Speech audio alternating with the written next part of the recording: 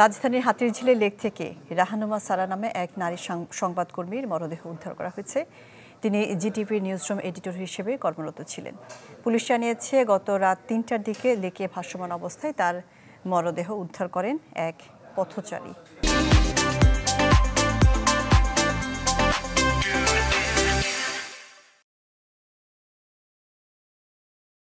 রাহানুমা সারা ৩ বছর ধরে newsroom editor হিসেবে কাজ করছিলেন বেসরকারি টিভি চ্যানেল জিটিভিতে। বুধবার মধ্যরাতে রাজধানীর হাতিরঝিল থেকে উদ্ধার করা হয় তার মরদেহ। লেকের পানিতে ভাসতে দেখে রাহানুমাকে ঢাকা মেডিকেলে নিয়ে যান সাগর নামের এক ব্যক্তি। পরে তাকে মৃত বলে ঘোষণা করেন চিকিৎসক। সারার মারা যাওয়ার খবরে হাতিরঝিল থানায় ছুটে যান তার বড় বোন রাবিতা সাবা। তিনি জানান, সম্প্রতি চাকরি সংক্রান্ত হতাশায় ভুগছিলেন সারা, তবে সে কারণে মৃত্যুর পথ বেছে নিয়েছেন বলে বিশ্বাস করেন না তিনি। ও আসলে ওই সুইসাইড করার ক্যাটাগরির মেয়ে ও না, এটা আমার কাছে কখনোই মনে হয় না।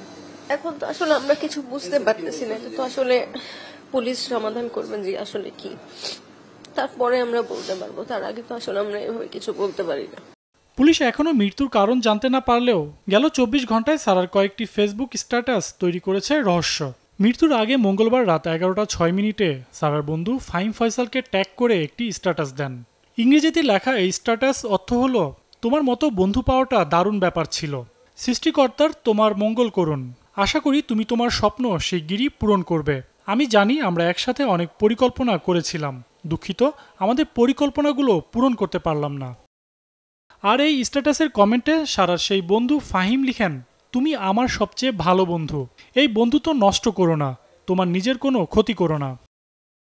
এর ১২ মিনিট আগে সারার আরেকটি ফেসবুক স্ট্যাটাসে লেখা রয়েছে, জীবন মৃত হয়ে থাকার চাইতে মরে যাওয়াই ভালো। এছাড়া সারার মৃত্যুর পর ফয়সাল তার ফেসবুক স্ট্যাটাসে জানান যে মৃত্যুর আগের রাতে তাদের শেষ কথা হয়েছিল।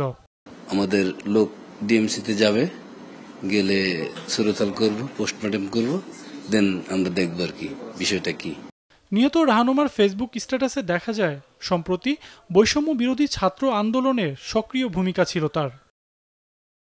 সজল সাইক, চ্যানেল 24, ঢাকা।